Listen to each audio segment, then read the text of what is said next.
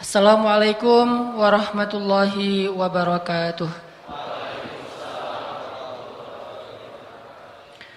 Alhamdulillahirabbil alamin.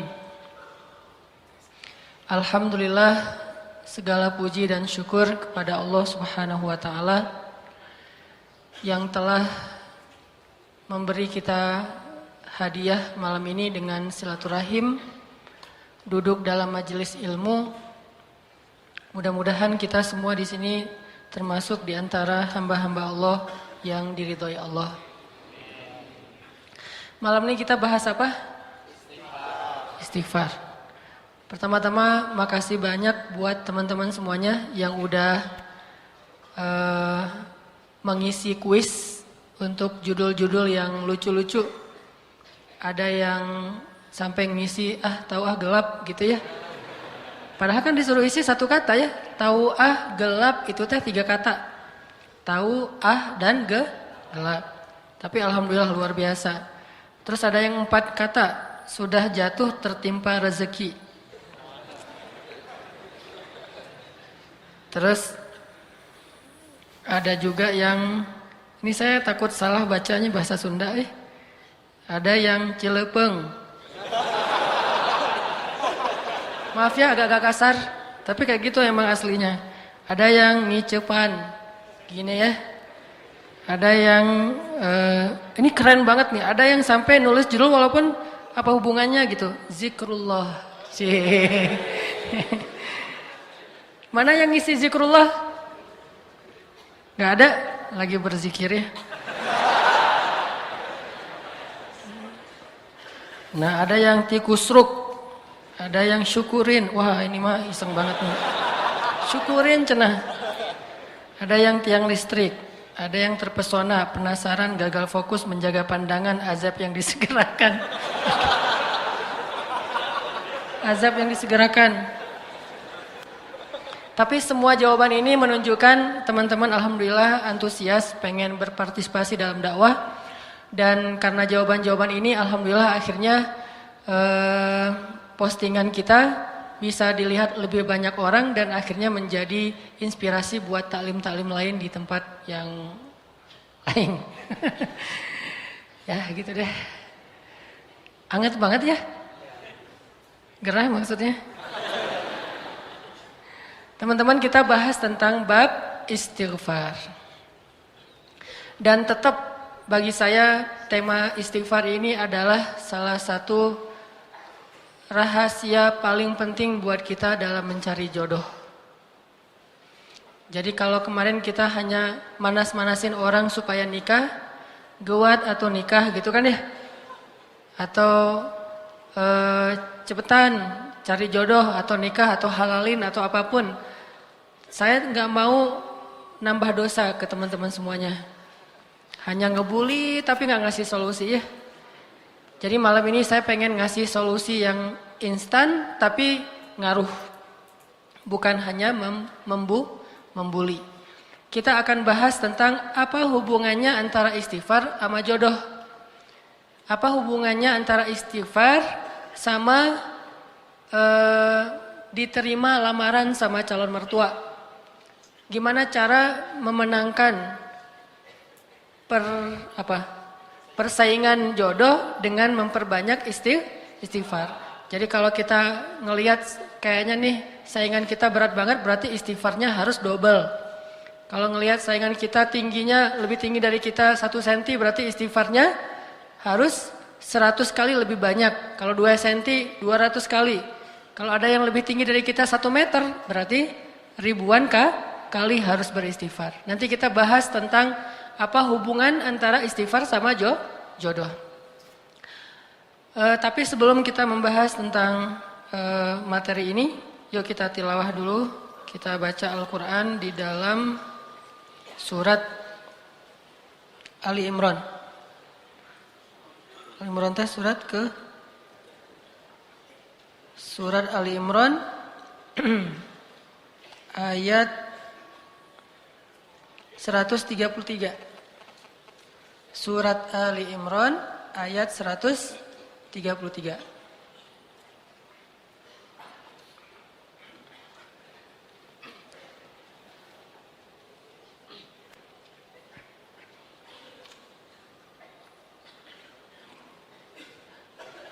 Terus saya di sini ngelihat makasih juga buat teman-teman yang datangnya pakai bendera Palestina. Ini ada beberapa yang bawa bendera Palestina. Cuman kalau ini Palestina? Palestina ya?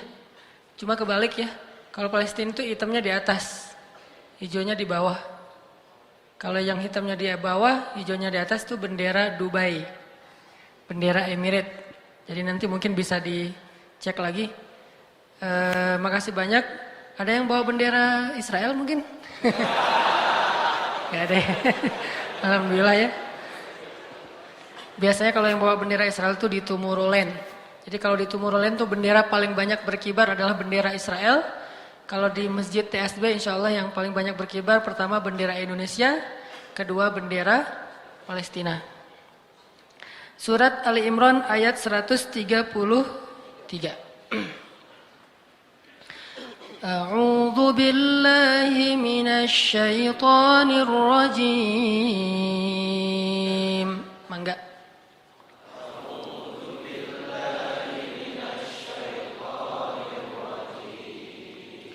Bismillahirrahmanirrahim.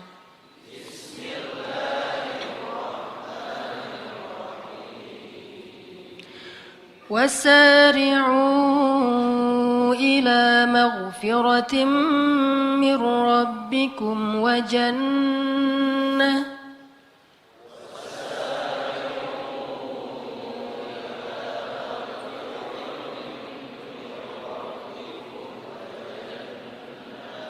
وجنة عرضها السماوات والأرض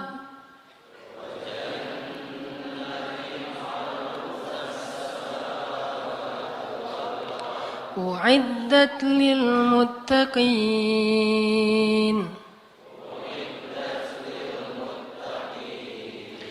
الذين ينفقون في السراء والضراء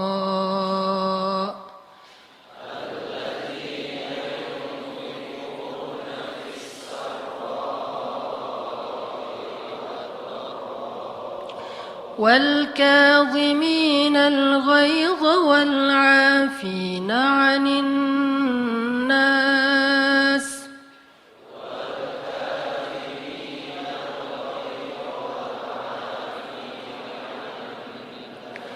والله يحب المحسنين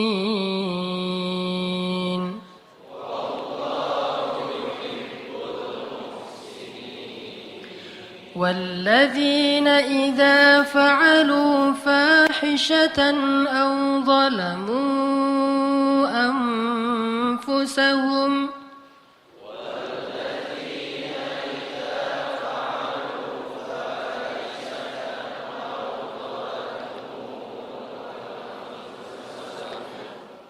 أو ظلموا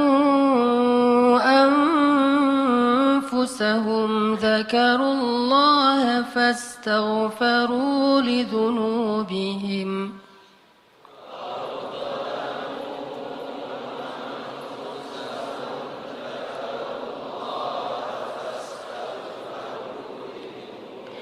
ومن يغفر الذنوب إلا الله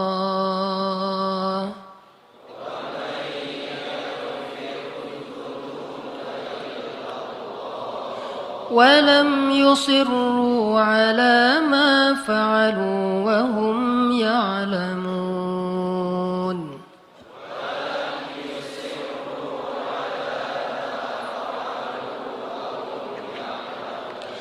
أولئك جزاؤهم مغفرة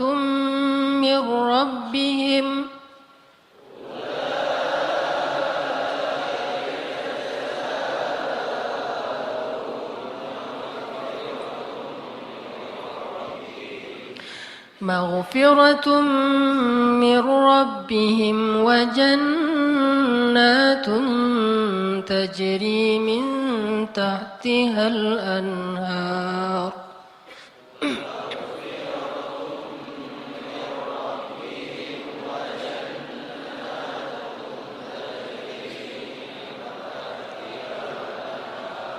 تجري من تحتها الأنهار خالدين فيها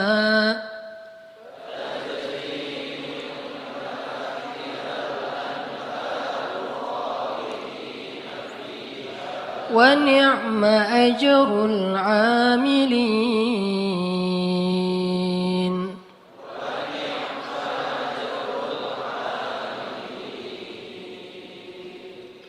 Terus satu surat lagi, surat At-Tahrim, surat 66 ayat 8.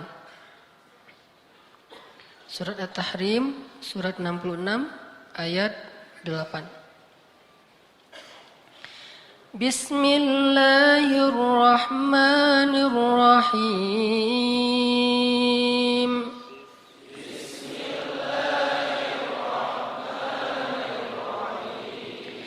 Ya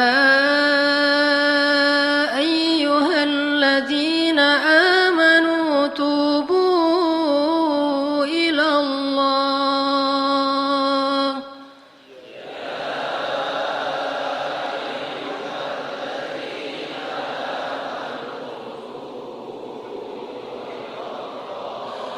Tubu ilallahi taubatan nasuha.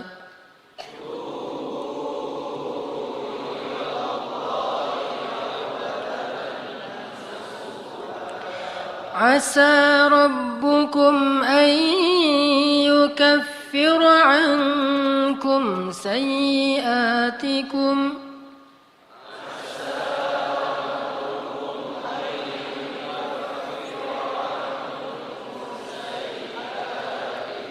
wa yudkhilakum jannatin tajri min tahtiha al-anhar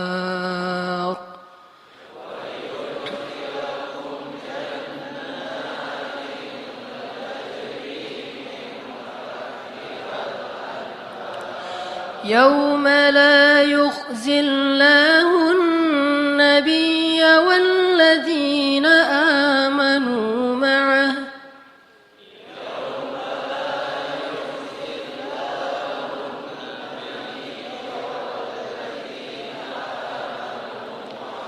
nuruhum yas'a baina aydihim wa biaymanihim yaqulun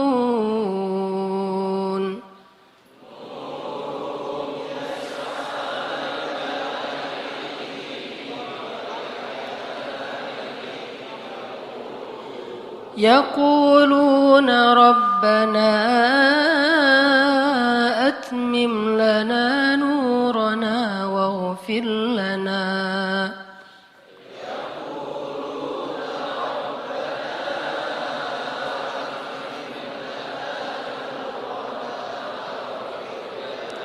innaka ala kulli syai'in qadir.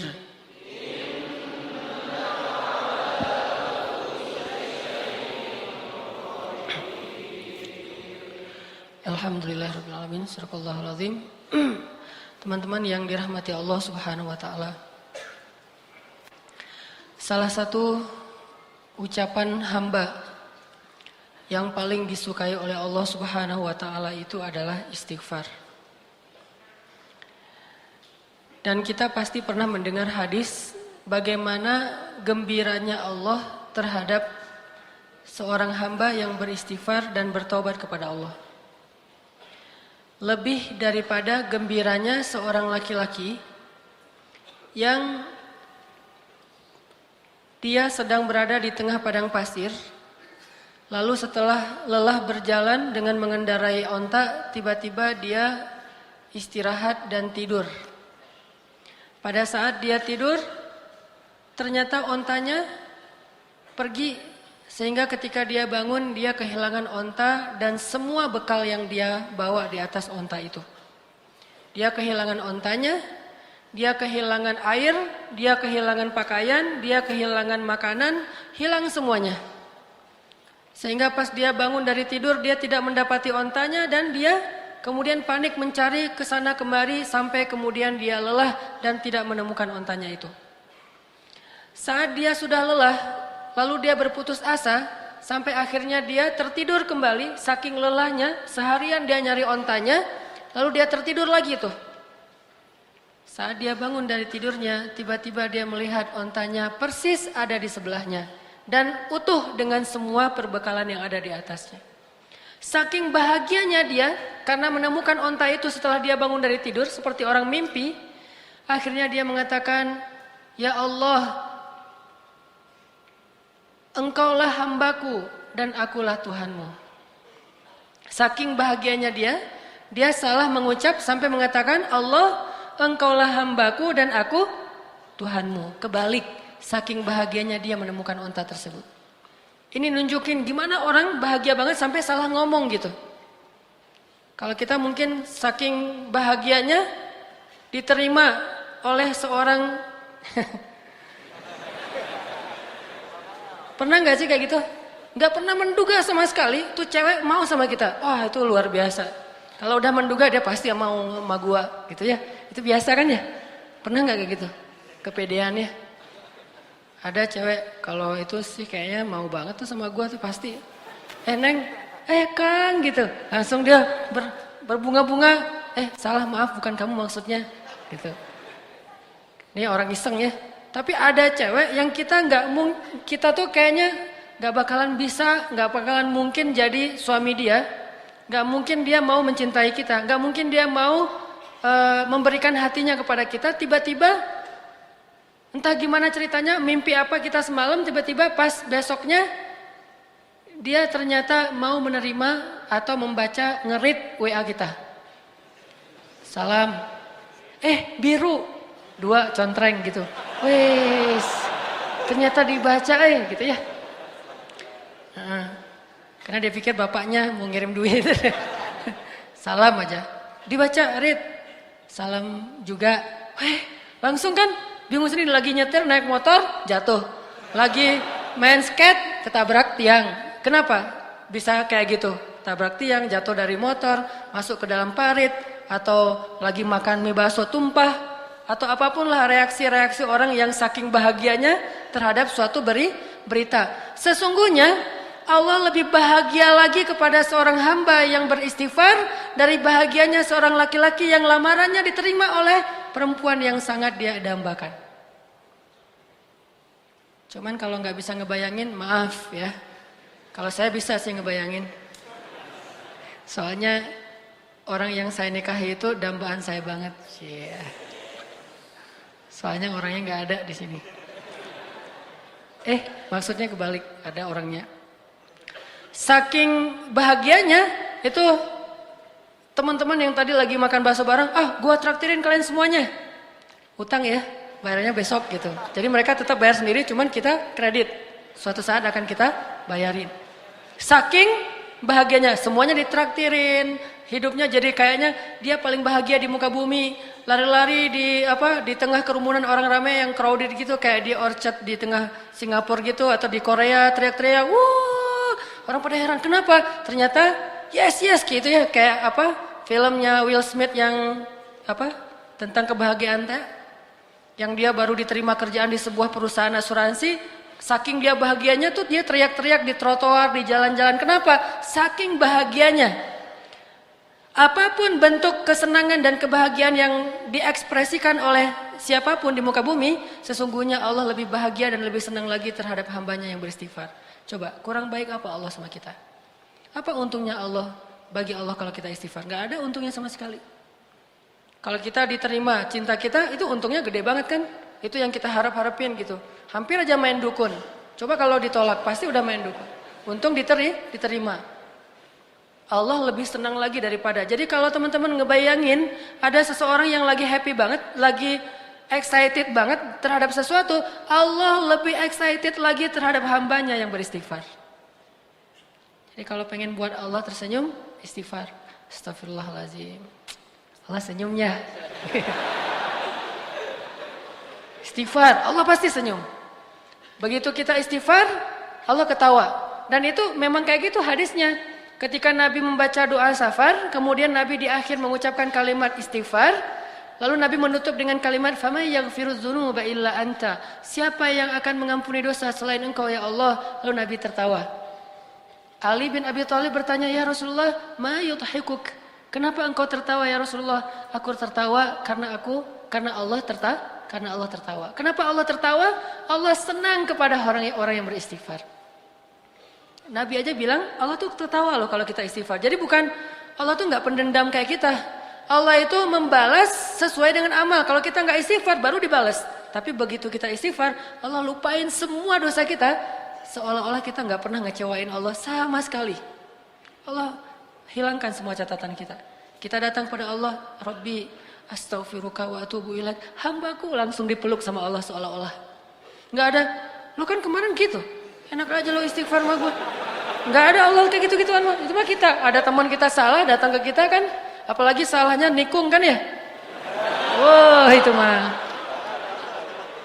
Kalau salahnya nikung kayaknya tidak ada maaf bagimu. Apalagi salahnya pakai kartu undangan.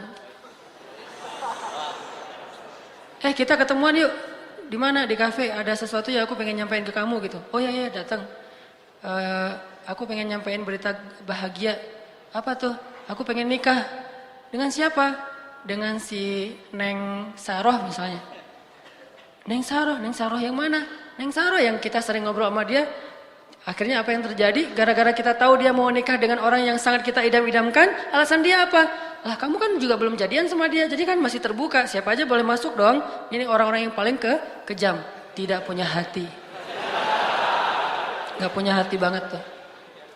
Jadi teman makan teman. Coba, kita pernah gak mengkhianati Allah Subhanahu Wa Taala? Allah yang ngasih nikmat, syukurnya ke makhluk. Allah yang ngasih kebaikan untuk kita, ngasih jalan keluar, nolongin kita dalam masalah. Giliran yang manggil Allah, kita gak datang. Giliran yang manggil makhluk, kita datang. Giliran untuk Allah, kita bilang ngantuk. Giliran untuk makhluk, nggak tidur semalaman pun kita siaga. Kenapa bisa gitu? Kadang kita syirik kepada Allah itu bukan dengan menyembah, tetapi syirik kepada Allah itu dengan cinta. Kita menyekutukan cinta kita kepada Allah. Tapi gimana pun kita menyakiti perasaan Allah, begitu kita datang, ya Allah, maaf ya yang kemarin, nggak apa-apa, udah nggak usah ingatin lagi, udah biarin aja. Mau apa, minta. Allah tuh kayak gitu. Cuma bilang maaf ya yang kemarin, astaghfiruka wa atubu ilaik. Coba kalau manusia digituin, maaf yang kemarin, maaf. Setelah semua yang kamu lakukan itu maaf.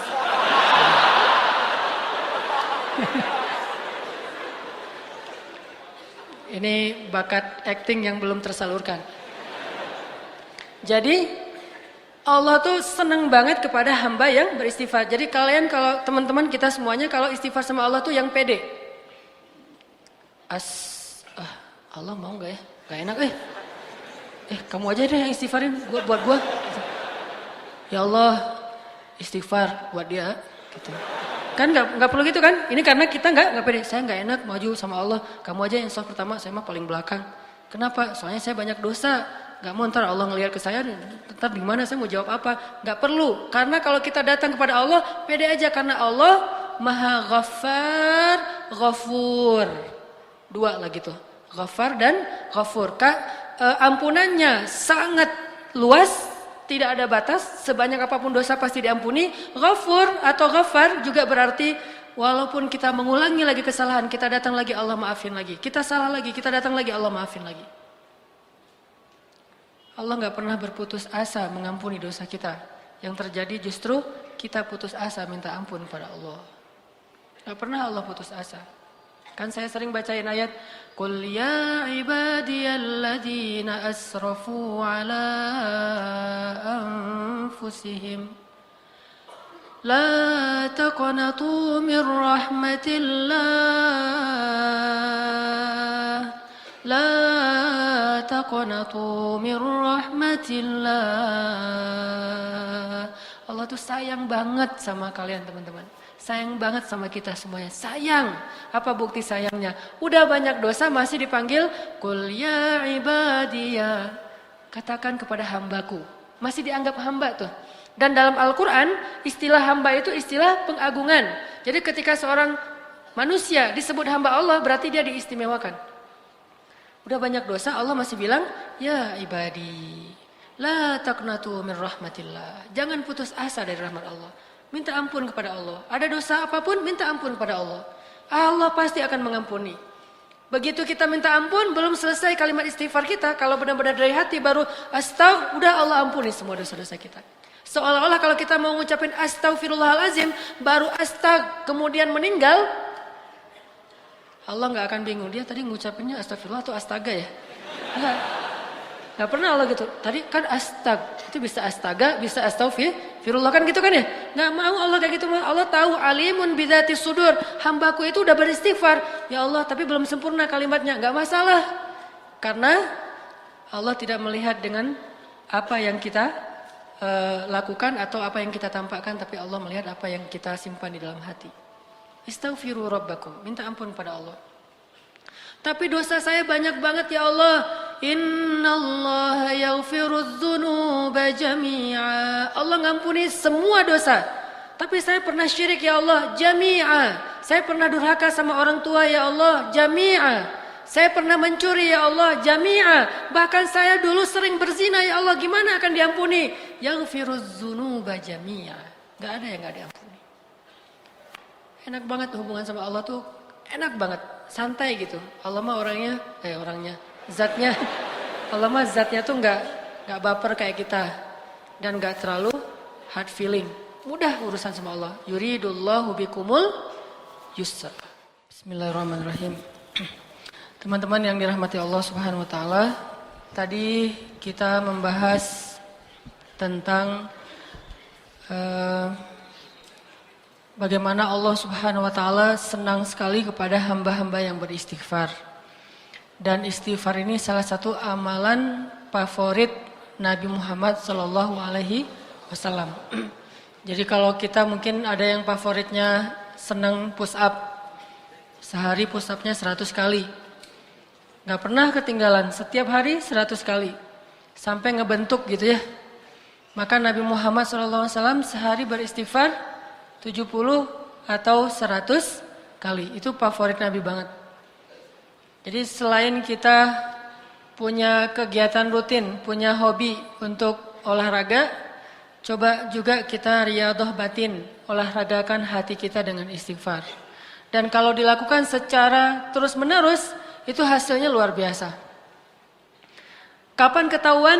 Nanti kalau kita lagi butuh sesuatu kepada Allah Subhanahu wa taala. Ternyata istighfar itu membuat Allah sangat mengijabah doa kita. Sampai kadang-kadang mustahil diijabah, mustahil terwujud tapi Allah wujudkan. Karena idza arada syai'an ay yaqula lahu kun fayakun. Sama kayak orang yang rajin push up, kapan ketahuannya? Nanti pas dia lagi belanja sama istrinya ketahuan, wes hasil push up teh. Mah, lagi aja, nggak apa-apa. Pak, ini udah berat banget, nggak apa-apa kan push up setiap hari. Bawain barang istri ya, walaupun sunnahnya nih insert dikit. Sunnah dalam belanja di pasar itu bawa barang sendiri-sendiri. Nabi itu nggak suka menitipkan barang belanjaan beliau kepada orang lain. Dan ternyata hikmahnya apa? Biar ketahuan kalau kita belanjanya udah banyak. Bayangin kalau kita belanja, terus belanjaan kita dititipkan kepada orang lain, supir kita mungkin, atau asisten rumah tangga, atau kepada suami, atau kepada istri, nggak ketahuan kalau kita udah belanja banyak. Nah, jadi gara-gara kita rajin push up, nanti ketika ada masalah, manfaat tuh. Ban mobil kempes, ngedorong ya, atau ganti ban mobil juga kan, cowok sejati mah kan harus minta ganti ban mobil. Masa pas ban mobil kempes nelpon misalnya asuransi apa datang, itu agak kurang keren sih. Walaupun mudah. Jadi yang keren itu justru jangan mudah-mudah amat. Persulitlah hidup kalian supaya keren. Demi mencari keren, pencitraan, jadi cari masalah. Ketahuanlah orang yang rajin olahraga, orang yang rajin tilawah Al-Quran, orang yang rajin tahajud, orang yang rajin puasa, suatu saat nanti itu pasti akan ada hasilnya ketika dalam kondisi-kondisi tertentu. Begitu juga istighfar. Jadikan istighfar itu kayak hobi kita, seperti kita push up. Setiap hari istighfar. Minimal banget 100 kali, karena Nabi aja yang dosanya bukan dosa besar, cuman Nabi beristighfar atas pasti karena beliau sebagai manusia biasa hamba Allah, mungkin kesalahan beliau itu bukan berbuat dosa, bukan bermaksiat, tapi kesalahan beliau itu adalah belum memenuhi hak Allah Subhanahu wa taala. Itu aja 100 kali istighfar. Gimana kita yang dosanya itu banyak banget. Saya pengen sharing satu kisah yang mungkin teman-teman pernah dengar. Kisah tentang seorang ulama yang bernama Imam Ahmad. Imam Ahmad itu muridnya siapa? Murid gurunya yaitu Imam Asy-Syafi'i. Imam Ahmad itu menghafal hadis alfi hadisan, 1.000.000 hadis. Jadi Imam Ahmad itu menghafal 1.000.000 hadis. Dan sama dengan kita. Di antara hadis 1.000.000 itu ada yang kita sama menghafal dengan Imam Ahmad, yaitu innamal a'malu binniyat. Sama dengan Imam Ahmad. Hadis pertama. Tapi nggak sampai 1.000.000. Imam Syafi'inya aja sampai kagum banget sama Imam Ahmad. Saking menghafal 1.000.000 hadis. Dianggap sebagai ulama hadis. Suatu hari Imam Ahmad itu tinggal di Baghdad dan beliau bilang, kenapa ya saya kok pengen banget ke Basrah. Padahal beliau tuh nggak kenal siapapun di Basrah. Baghdad Basrah itu lumayan beda provinsi. Saya kepengen banget ke Basrah. Udah lama pengen ke Basrah. Cuman di sana beliau nggak kenal siapapun, tidak ada niat ketemu siapa-siapa, tidak ada janji dengan siapa-siapa, tidak ada urusan apapun. Cuman nggak tahu, pengen aja ke Basrah. Sehingga karena kepengen terus, ada kayak sesuatu yang mengganjal dalam diri beliau. Kayaknya nih ada sesuatu yang harus saya tunaikan, saya harus ke Basrah. Kayak telepati gitu, kayak batin. Akhirnya beliau memutuskan berangkat ke Basrah. Saat beliau sampai di Basrah malam hari, beliau mampir ke sebuah masjid, sholat isya di situ. Setelah selesai sholat isya, beliau tidur di dalam masjid, capek. Tapi tiba-tiba datang pengurus masjid atau marbot membangunkan beliau. Hei, wahai laki-laki, ya rojul, kenapa kamu tidur di dalam masjid? Kata marbotnya teh. Kata Imam Ahmad, ana musafir, saya sedang bermusafir, saya butuh istirahat. Kata marbotnya, nggak boleh tidur dalam masjid, kamu keluar gitu. Akhirnya Imam Ahmad diusir keluar dari masjid, maka tidurlah beliau di teras masjid. Masjidnya dikunci. Pas tidur di teras masjid, marbot tadi datang lagi. Ya rojul, hei orang laki-laki, kenapa kamu tidur di sini? Lah, kan tadi nggak boleh tidur di dalam. Akhirnya saya tidur di luar. Tetap nggak boleh di dalam masjid. Ini masih area masjid. Keluar, diusir sampai ke jalan. Dalam kondisi kayak gitu, terlihatlah adegan itu kepada seorang penjual roti yang tinggal atau punya toko di depan masjid. Akhirnya dipanggil, ya rojul, kesini. Masuk, kalau kamu mau tempat bermalam, tinggallah di rumah saya. Tapi seadanya, saya mah bukan orang kaya, tinggal aja di sini, ini ada tempat tidur kecil. Kata Imam Ahmad, baik, jazakallahu khair. Kalau boleh saya bermalam 1 malam, karena saya musafir. Tinggal di situ. Ketika Imam Ahmad sedang tinggal di situ, Imam Ahmad memperhatikan tukang roti ini bekerja, setiap kali mengaduk roti, beristighfar. Ngaduk roti, ini mah roti canai. Kalau roti Arab mah gitu. Kalau roti India, astagfirullahalazim. Pokoknya 1 kali adukan, istighfar. Ngaduk roti yang masih tepung gitu, astagfirullahalazim. Kemudian bikin roti, astagfirullahalazim. Apapun yang beliau lakukan, istighfar. Sehingga akhirnya Imam Ahmad berkata, sudah berapa lama kamu beristighfar seperti itu? Kata tukang roti, saya sudah jual roti ini selama kurang lebih 30 tahun. Dan setiap kali ngaduk saya beristighfar. Berarti dia sudah mendawamkan istighfarnya kurang lebih selama 30 tahun. Jadi hobinya tuh astagfirullahaladzim. Bukan bersiul, bukan bersenandung, bukan bernyanyi, bukan dengar MP3. Tapi dia beristighfar. Atau dengan MP3-nya istighfar. Astagfirullah. Pokoknya istighfar aja. Udah 30 tahun. Lalu Imam Ahmad bertanya, kalau sudah melakukan sekian lama, terus apa hasilnya? Kata Imam Ahmad. Kata tukang roti itu, alhamdulillah wahai rajul, wahai laki-laki. Tidak ada permintaan saya kecuali Allah kabulkan. Saya baru bilang, ya Rob, udah Allah kabulkan. Baru bilang, ya Rob, sudah Allah kabulkan. Setiap saya minta apapun, Allah kabulkan. Alhamdulillah, ini berkah dari istighfar. Karena saya yakin, kata dia, Nabi bersabda, tidaklah seseorang mulazamah atau iltizam, dia selalu beristighfar, dawam dengan istighfar, kecuali Allah Subhanahu wa taala akan memberikan jalan keluar dari setiap masalah dan mengabulkan doa-doanya dan memberikan rezeki yang tidak pernah terduga-duga. Kata laki-laki tadi, penjual roti, cuma satu permintaan saya yang belum dikabulkan. Imam Ahmad bertanya, apa itu? Saya pernah berdoa, ya Allah, saya kagum sama Imam Ahmad bin Hambal. Saya ingin bertemu dengan beliau. Kabulkanlah ya Allah. Langsung Imam Ahmad bertakbir, Allahu Akbar. Ternyata ini nih masalahnya. Kenapa saya kok gak enak hati selama di Baghdad?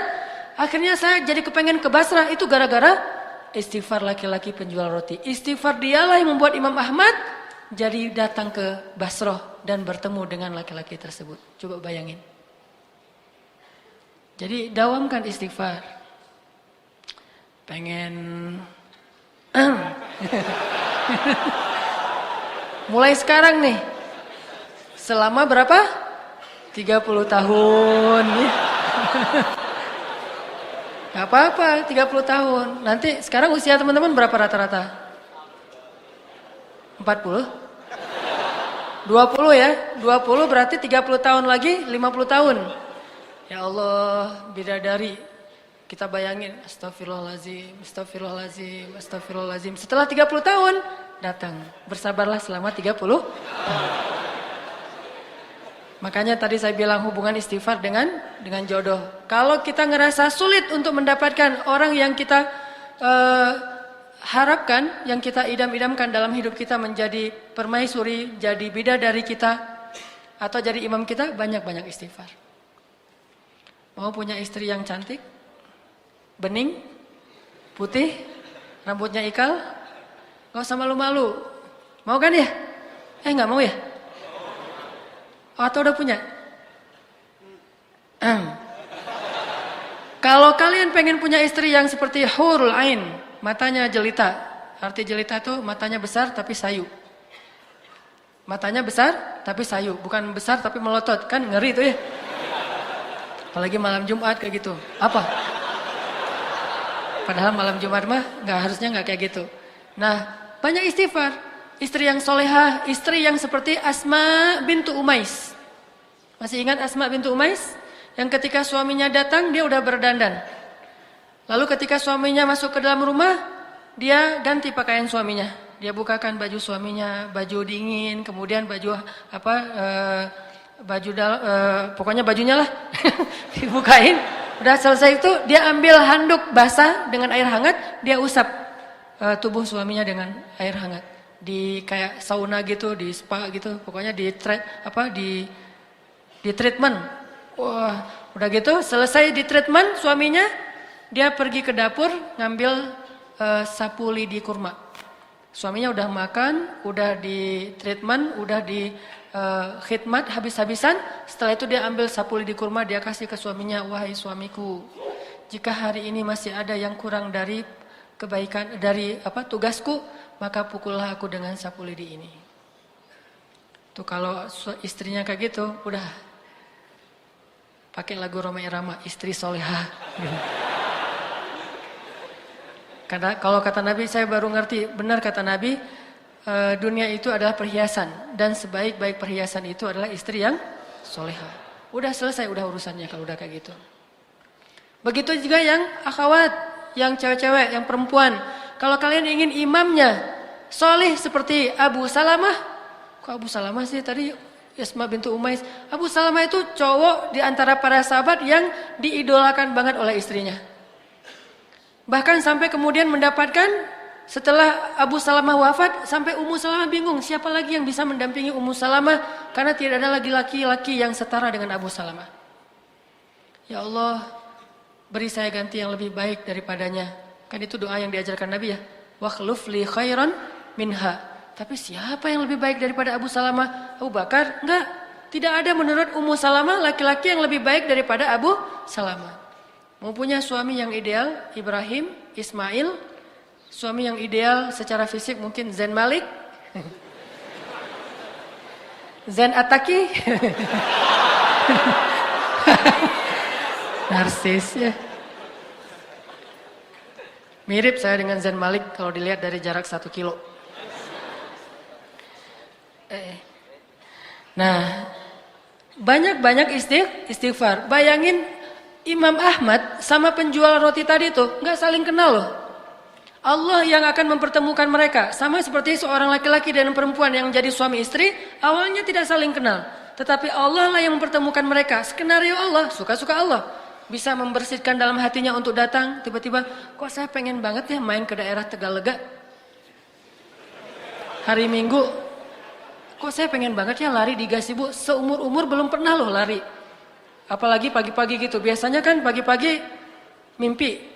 Kalau inilah lari, saya pengen banget hari ini tuh pengen lari banget di Gasibu. Tapi ada apa ya? Udahlah berangkat aja deh. Sampai dah di Gasibu. Begitu sampai di Gasibu, ternyata ada yang terjatuh. Aduh, Neng kasihan jatuh. Mulai lagi di situ. Allah yang mempertemukan. Kenapa ya? Saya kok tiba-tiba jadi pengen taklim. Ya. Dulu-dulu mah taklim sih, tapi streaming. Sekarang aduh rasanya streaming mah kayak nonton siaran kayak nonton bola tapi lewat TV, nggak langsung. Pengen langsung datang ke stadionnya. Pengen ikut taklim, datang ke taklim, pulang-pulang dapat ilmu ya. Udah aja segitu.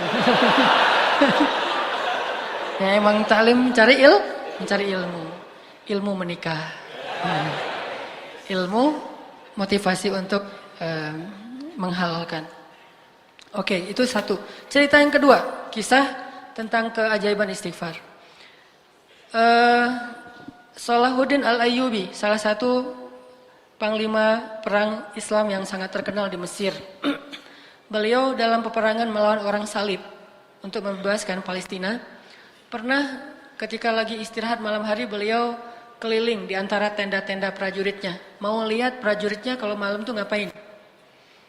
Tengah malam maksudnya, jam 2 malam. Beliau keliling di antara tenda-tenda prajuritnya. Melihat tenda yang pertama, di dalam tuh ada prajurit lagi tahajud. Tahajud, panjang lagi tuh tahajudnya. Terus keliling ke tenda yang lain. Tenda yang kedua ngelihat prajuritnya lagi tilawah Al-Quran. Masya Allah, ini prajurit tilawah Al-Quran. Duduk sambil baca Alif Lam Mim Dzalikal Kitabul La Raiba Fi. Tilawah Al-Quran. Sampai ke tenda yang ketiga dilihat prajuritnya lagi beristighfar dan berdoa kepada Allah. Rabbi zalamtu nafsi faghfirli. Minta ampun, istighfar. Lalu sampai ke tenda yang keempat, Salahuddin Al-Ayyubi melihat prajuritnya sedang tidur. Baru Salahuddin mengatakan, inilah pintu kekalahan kita. Inilah pintu kekalahan kita. Ketika prajuritnya menghabiskan malamnya dengan tidur. Sedangkan prajurit yang menghabiskan malamnya dengan qiyam, itu adalah penyebab datangnya pertolongan Allah. Prajuritnya yang beristighfar, itu penyebab datangnya kasih sayang Allah SWT. Prajuritnya yang tilawah Al-Quran, itu penyebab datangnya berkah dari Allah SWT. Sedangkan prajurit yang tidur, inilah pintu kekalahan kita. Jadi isi hari dan malam kita itu dengan istighfar, dengan bertobat kepada Allah Subhanahu wa taala. Sehingga Allah Subhanahu wa taala berjanji, Fakultu astaghfiru rabbakum innahu kana ghaffara. Siapapun yang beristighfar, Allah ghaffar. Pasti Allah ampuni dosanya. Gak mungkin gak. Kenapa sedih? Ya saya udah minta maaf sama Allah tapi Allah belum maafin. Gak ada itu. Itu mah dengan manusia ya. Saya udah sih minta maaf ke dia. Saya kirim WA, saya telepon, saya japri terus gak dibaca-baca. Saya datengin gak dibukain pintu. Ternyata salah rumah ya. Pokoknya berusaha aja minta maaf, tapi gak dimaafin. Saya udah ngirimin hadiah segala macam. Saya tuh udah minta maaf habis-habisan tapi gak dimaafin. Itu manusia. Tapi Allah, gak ada cerita kita minta maaf kepada Allah. Allah gak memaafkan itu gak ada. Kita minta ampun kepada Allah, Allah gak mengampuni. Itu gak mungkin. Tidak mungkin orang yang datang kepada Allah pulang dalam keadaan kecewa. Catat tuh, gak mungkin orang yang datang kepada Allah pulang dalam keadaan kecewa. Maka wasari'u ila maghfiratin min rabbikum. Segeralah datang kepada Tuhan kalian. Infiru, berlarilah kepada Allah Subhanahu wa taala. Sabiqu, berlomba-lombalah kepada Allah Subhanahu wa taala. Istighfar dan dawamkan itu. Mudah-mudahan dengan kita mendawamkan istighfar sekian lama, suatu saat begitu kita angkat tangan, Rabbi, Allah langsung kabulkan. Belum minta ya Allah. Alhamdulillah juga sih. Ya udah enggak apa-apa deh. Gitu. Allah udah tahu. Nabi Muhammad kan belum ngomong apa-apa, Allah udah kabulin. Nabi Muhammad setiap sore gini doang. Pergi aja. Besok sore gitu lagi. Pergi lagi. Nggak pernah ngomong apapun. Cuman ngelihat ke langit. Tiba-tiba Qad nara taqalluba wajhika fis sama' falanuwalliyannaka qiblatan tardaha. Aku udah tahu kamu setiap hari ngelihat ke langit. Udah deh, ganti aja kiblatnya ke arah yang kamu sukai wahai Muhammad. Coba bayangin.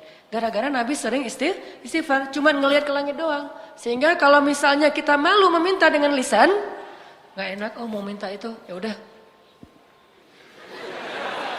Pasang muka paling melas sedunia. Ya. Tapi hati kita membatin. Kan Allah alimun bidati sudur. Hal apa yang kita nggak enak minta ke Allah.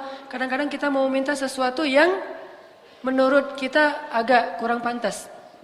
Kayak Nabi Ayub nggak enak meminta sembuh kepada Allah kan. Nabi Ayub tuh pengen sembuh tapi nggak enak minta sama Allah. Jadi ketika beliau sakit 17 tahun. Beliau nggak pernah minta Robbi. Allahumma rabban nas adhibil ba's ishfi anta syafi la shifaan illa shifa'uk. Gak pernah Nabi Ayub ngomong kayak gitu. Coba kita baru agak panas sedikit, Allahumma shfi anta syafi la shifaan illa shifa'uk. Kita gitu kan? Boleh gak kayak gitu? Boleh banget, karena doa meminta sembuh kepada Allah itu doa yang diajarkan Nabi. Tapi saking gak enak hatinya Nabi Ayub, sakit juga Nabi Ayub gak mau ngomong. Sama kayak seorang istri yang gak enak sama suaminya, dia lelah hari ini, gak ngomong-ngomong, diam aja. Atau mungkin tangannya kena pisau dikit, gak ngomong-ngomong, diam aja. Pas ketahuan, pas malam dibelai sama suaminya tangannya, kenapa ini mah? Enggak tadi, enggak. Udah gak apa-apa. Gitu. Mah kenapa ini mah? Papa serius loh, mah kenapa nih gak boleh kayak gini nih mah? Nih tangan mama nih, lebay gitu ya. Pak kok lebay gitu sih mah? Ini tangan ini gak boleh, gak ada yang, oh ini siapa yang kerjaan siapa nih mah? Gitu. Mah sebutin namanya mah, pisau. Pisau siapa? Di dapur, pisau kita. Oh, akhirnya garing gitu aja. Kirain ada cowok siapa gitu, so gaya-gaya gitu mau ngebales. Nah, intinya adalah tadi ngomong apa? Kok jadi Jadi lupa Nabi Ayub, Masya Allah, Barakallah. Nabi Ayub tuh gak enak mau ngomong sama Allah. Ya Allah saya sakit, sembuhkan saya. Gak enak. Sampai Nabi Ayub akhirnya mau ngomong gara-gara apa teman-teman? Gara-gara istrinya pulang, maaf, udah gak punya rambut. Istri satu-satunya yang mendampingi beliau setia selama belasan tahun. Dalam keadaan sakit, beliau istrinya kerja. Kadang nyuci kandang ternak-ternak orang dibayar. Kadang jadi pembantu di rumahnya dibayar, kadang-kadang menggembala ternak dibayar, kadang-kadang nyuci piring dibayar. Pokoknya apa aja lah. Sampai akhirnya nggak punya kerjaan apa-apa, istri Nabi Ayub, sedangkan harus memberikan makan kepada suaminya. Udah 3 hari nggak bawa pulang roti, cuma minum air aja. Istrinya pun akhirnya menjual rambutnya. Dia cukur rambutnya, dia jual di pasar. Bayangin, menjual rambut. Pas pulang, udah nggak ada rambut. Nabi Ayub bertanya, wahai istriku kenapa rambutmu? Istrinya nggak mau cerita, sampai akhirnya udah Nabi Ayub nangis-nangis, istrinya cerita, dia nggak punya apa-apa yang bisa dia lakukan selain menjual rambutnya untuk bisa memberi roti untuk suaminya. Baru Nabi Ayub nggak kuat lagi untuk tidak meminta kepada Allah, baru Nabi Ayub bilang apa? Itu juga bahasanya tuh malu-malu. Coba, Rabbi massaniyad-dur wa anta arhamur rahimin. Rabbi, saya sakit. Engkau maha penyayang. Gitu doang ngomongnya. Bukan ya Allah sembuhkan saya, istri saya lihat dong ya Allah kan. Enggak. Nabi Ayub mah enggak ngomong gitu. Cuma bilang, Rabbi saya sakit. Engkau yang maha penyayang. Langsung Allah sembuhkan. Tiba-tiba Nabi Ayub jadi muda lagi. Sakitnya di usia sekitar 80 tahun. Tiba-tiba jadi muda lagi. Usia yang paling ideal. Tahu enggak usia paling ideal itu berapa?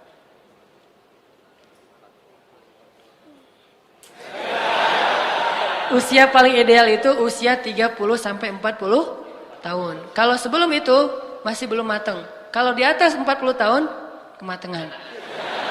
Yang paling pas tuh 30 sampai 40, itulah usia penduduk surga antara 30 sampai 40 tahun. Akhirnya Nabi Ayub muda lagi. Begitu istrinya pulang, astagfirullahaladzim, kamu siapa? Saya Ayub. Enggak, kamu bukan Ayub. Emang sih mirip Ayub beberapa tahun yang lalu. Tapi sekarang udah enggak, kata istrinya. Ayub sekarang udah jadi laki-laki yang udah tua, dia lumpuh. Tapi saya Ayub, suami kamu, dan Allah sudah menyembuhkan saya. Dia pergi ke kamar, ternyata Nabi Ayub nggak ada. Lalu Nabi Ayub menyebutkan kenangan-kenangan yang hanya mereka berdua yang tahu setelah Allah SWT. Akhirnya dia percaya. Dulu kita pernah hujan-hujanan di bawah jembatan. Akhirnya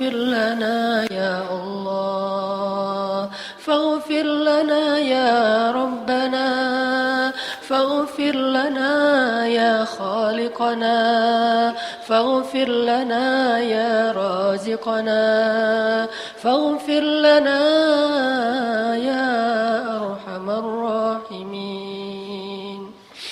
Ya Allah, ya Arhamar Rahimin, tidak ada seorang pun di antara hamba-hambamu kecuali mereka pernah berdosa kepadamu. Bahkan para nabimu pernah bersalah kepadamu. Adam pernah melakukan dosa di hadapanmu. Lalu ketika dia memohon ampunanmu, engkau pun mengampuninya ya Allah. Nabi Nuh pernah berbuat dosa kepadamu. Lalu ketika dia memohon ampunanmu, engkau pun mengampuninya ya Allah. Nabi Musa pun pernah berbuat salah. Lalu ketika dia memohon ampunanmu, engkau pun mengampuninya ya Allah. Nabi Ibrahim pun pernah berbuat salah. Lalu ketika dia memohon ampunanmu, engkau pun mengampuninya ya Allah. Bahkan Nabimu yang mulia Nabi Muhammad SAW pernah berbuat kesalahan. Lalu ketika ia memohon ampunanmu, engkau mengampuninya ya Allah. Kami yakin tak ada seorang pun yang meminta ampun kepadamu kecuali engkau pasti mengampuni dosanya ya Allah. Dan engkau tidak peduli sebanyak apapun dosa orang itu ya Allah. Karena sedikit pun dosanya tidak akan menyulitkanmu ya Allah. Sebanyak apapun dosanya tidak akan merugikanmu ya Allah. Sebanyak apapun dosanya tidak akan menyakitimu ya Allah. Sebanyak apapun dosanya tidak akan menghinakanmu ya Allah. Karena engkau maha mulia, karena engkau maha kaya, karena engkau maha perkasa ya Allah. Tidak ada rugi bagimu dengan kemaksiatan dan dosa setiap hamba-hambamu, dan tidak untung pula bagimu ketaatan hamba-hambamu. Maka engkau tidak peduli berapapun banyak dosa kami, pasti engkau mengampuninya. Kami yakin itu ya Allah. Engkaulah Ghaffar, engkaulah Ghafur, engkaulah Rahman, engkaulah Rahim, engkaulah Karim, engkaulah Rauf, engkaulah Hakim ya Allah. Ampunkanlah dosa-dosa kami ya Allah. Janganlah engkau binasakan kami dengan dosa-dosa kami ya Allah. Ya Rabbana, jangan kau palingkan wajahmu dari kami karena dosa-dosa kami ya Allah. Janganlah engkau mencabut kasih sayang dan rahmatmu dari kami karena dosa-dosa kami ya Allah. Janganlah engkau jauhkan kami dari kebenaran dan kebaikan karena dosa-dosa kami ya Allah. Janganlah engkau biarkan kami tersesat karena dosa-dosa kami ya Allah. Janganlah engkau timpakan kepada kami musibah yang tidak mampu kami memikulnya karena dosa-dosa kami ya Allah. Janganlah engkau cabut kasih sayang di antara suami istri kami karena dosa-dosa ya Allah. Janganlah engkau cabut kasih sayang ayah dengan anak, anak dengan orang tua karena dosa-dosa ya Allah. Janganlah engkau cabut kasih sayang orang-orang soleh kepada kami karena dosa-dosa ya Allah. Dan janganlah engkau biarkan kami jauh dari Rasulullah di padang mahsyar karena dosa-dosa ya Allah. Janganlah engkau mengazab kami karena dosa-dosa ya Allah. Sesungguhnya rahmatmu mendahului kemurkaanmu ya Allah. Ya Rabbana, janganlah engkau timpakan musibah kepada bangsa kami ini karena dosa-dosa kami ya Allah. Janganlah engkau menguji kami dengan pemimpin yang zalim justru karena dosa-dosa kami sebagai masyarakatnya ya Allah. Janganlah engkau menimpakan kepada kami bencana karena dosa-dosa kami ya Allah. Janganlah engkau menghilangkan keberkahan dari negeri Indonesia ini karena dosa-dosa bangsanya ya Allah. Kami memohon ampunanmu ya Allah. Ampunkanlah dosa bangsa Indonesia. Ampunkanlah dosa kami. Ampunkanlah dosa perempuan-perempuan muslimah Indonesia. Ampunkanlah dosa pemuda-pemuda Indonesia. Sehingga dengan istighfar kami engkau turunkan kasih sayangmu ya Allah. Engkau turunkan kebaikan kepada negeri kami ya Allah. Rabbana zalamna anfusana wa illam taghfir lana wa tarhamna lanakunanna minal khasirin. La ilaha illa anta subhanaka inna kunna minadh zalimin. Sungguh kami tahu Nabimu Yunus alaihissalam pernah melakukan kesalahan di hadapanmu. lalu Engkau menimpakan kepadanya ujian. Engkau biarkan ia tenggelam di dalam lautan yang gelap. Di dalam lautan itu dia memohon ampunan-Mu ya Rabbana. La ilaha illa anta subhanaka inni kuntu minaz zalimin. Maka bergetarlah arasy-Mu, Engkau ampunkan dosanya, lalu Engkau selamatkan dia dari musibah itu. Maka selamatkanlah kami dari segala musibah yang disebabkan oleh dosa-dosa kami ya Allah. Selamatkan kami dengan ampunan dari sisi-Mu ya Allah. Janganlah Engkau menghalangi kami dari kebaikan dunia dan akhirat ya Allah, karena dosa-dosa kami di masa lalu ya Allah. Janganlah Engkau tutup hati kami dengan dosa-dosa kami ya Allah. Siapakah lagi yang bisa memberi petunjuk jika Engkau telah menutup hati seorang hamba-Mu ya Allah.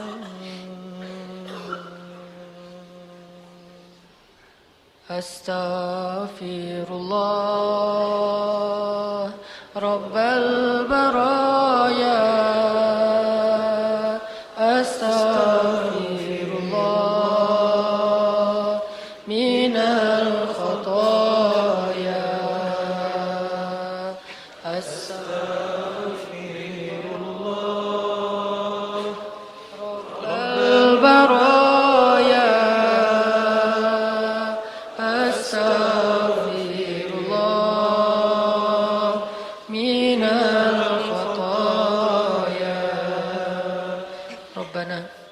آتنا في الدنيا حسنة وفي الآخرة حسنة وقنا عذاب النار آمين يا رب العالمين سبحانك اللهم وبحمدك أشهد أن لا إله إلا أنت أستغفرك وأتوب إليك السلام عليكم ورحمة الله وبركاته.